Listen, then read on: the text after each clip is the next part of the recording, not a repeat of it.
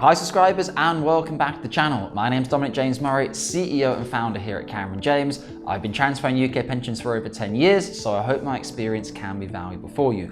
Please remember to subscribe below, the big red button. My manager keeps telling me only 23% of our current viewers are actually subscribed to the channel. Please subscribe to let us know that we're doing a good job and to produce more content.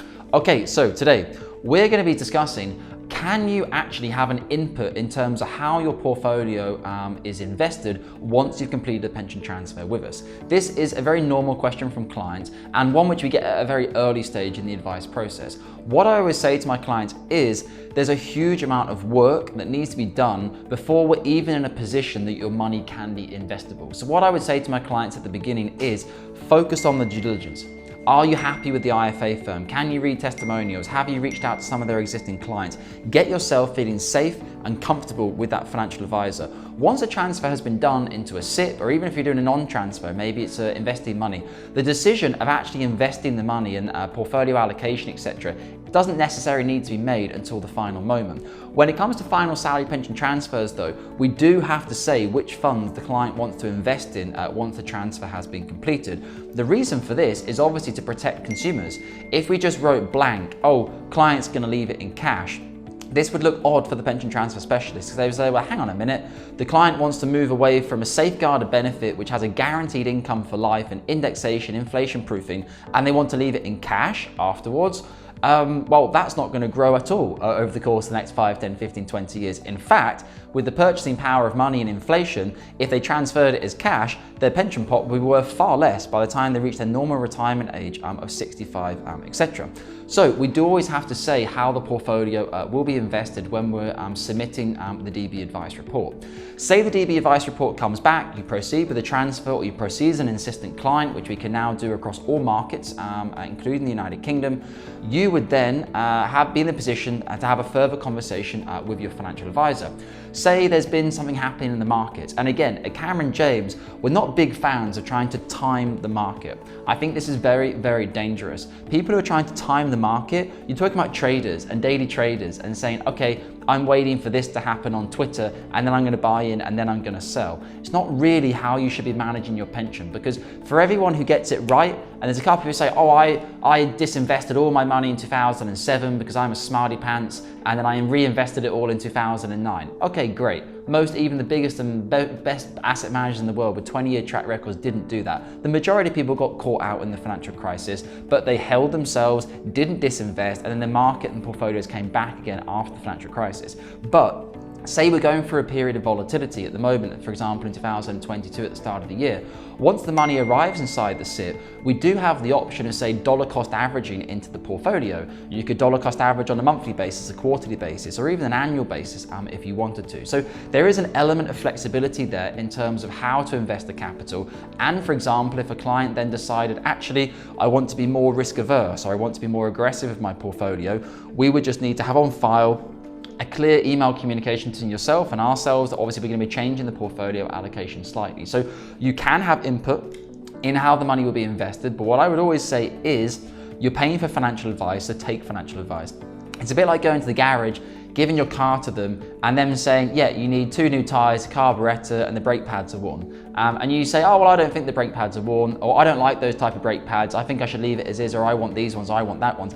Unless you're a mechanic or trained at these things or a specialist of your car or you worked in a garage before, you're unlikely to know very much about these bits and pieces. So always take on board the advice from your financial advisor. Now, you may say to your financial advisor, you know what, I completely and utterly don't believe in active management. I've taken the decision that I only want to invest in low cost ETF tracker funds. That's my mindset. That's how I outlook at things. Can we please have a portfolio like that? Absolutely. Here at Cameron James, we have no incentive, whether we go passive, whether we go active, whatever fund manager we work with, we receive no money from them at all. You, the client, are the only person who pays us. So whether we have everything in iShares, BlackRock and Vanguard compared to active managers such as Bailey Gifford, etc., doesn't make any difference to us at all.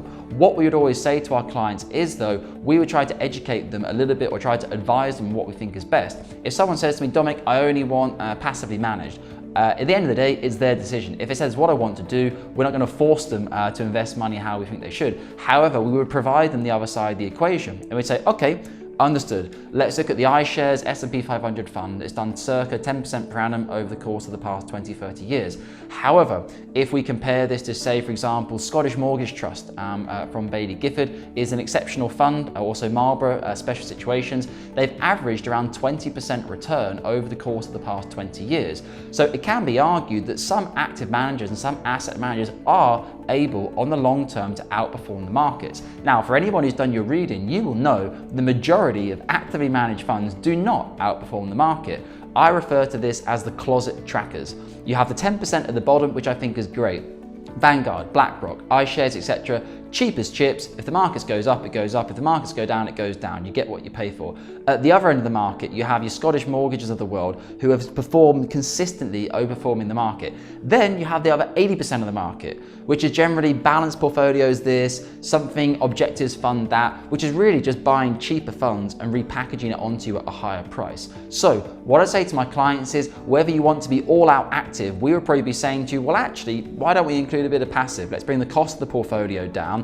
Or if you want to be all passive, we say, well, why don't we include a little bit of active? They actually have really good performance. Ultimately, the client still makes the decision. We advise, but at least the client is in a more educated position. If they say to us, no, I want to be 100% active, or I want to be 100% passive, at least we've educated them on what their options were.